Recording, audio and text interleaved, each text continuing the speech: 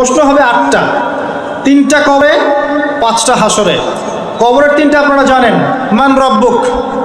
যদি কেউ দুতে আল্লাহর সাথে শিরিক করে থাকে সে উত্তর দিতে পারবে না, যদি তরা করে মারা যায়।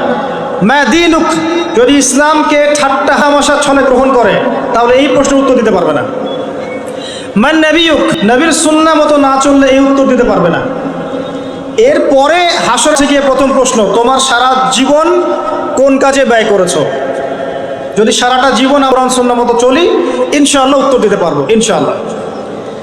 দ্বিতীয় প্রশ্ন, সারা যৌবন কোন কাজে ব্যয় করেছো, স্পেশালি যৌবন সম্পর্কে প্রশ্ন।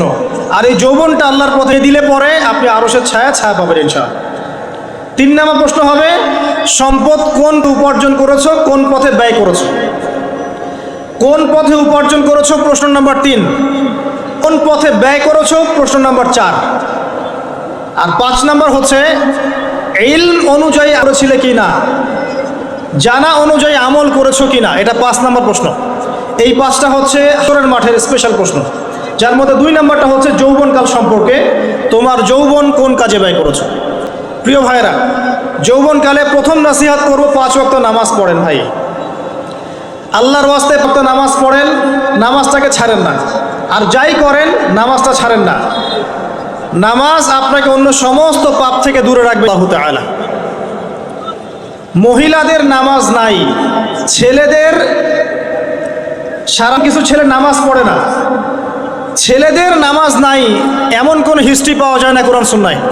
মহিলাদের কিছু কিছু দিন নামাজ নাই এটা দলিল পাওয়া যায়, পুরুষ মানুষের নামাজ নাই এমন দলিল পাওয়া যায় না।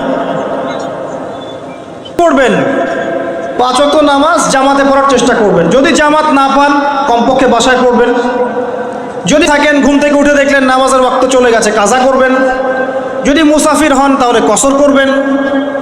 কোন নামাজ বাদ, কোনো সময় নামাজ বাদ নাই। যুদ্ধ হচ্ছে মুসলিমদের সাথে অমুসলিমদের, কথা যুদ্ধ, যারা আজানের ওয়াক্ত হয়ে নামাজের ওয়াক্ত হয়ে গেছে এক শ্রেণী যুদ্ধ করবে, এক শ্রেণী নামাজ পড়বে। আবার যারা যুদ্ধ করা হয়ে পিছনে চলে আসবে, আবার নামাজি ব্যক্তিরা সামনে চলে যাবে নামাজ পড়, মাফ নাই কোনো। আপনাকে ধাওয়া করেছে কেউ শত্রুপক্ষ, ইশারায় তখন নামাজ পড়তে হবে। জীবনে নামাজ পড়েন নাই অনেক দিন, হিসাব করেছেন এত ওয়াক্ত নামাজ আমি পড়ি নাই, পড়তে হবে।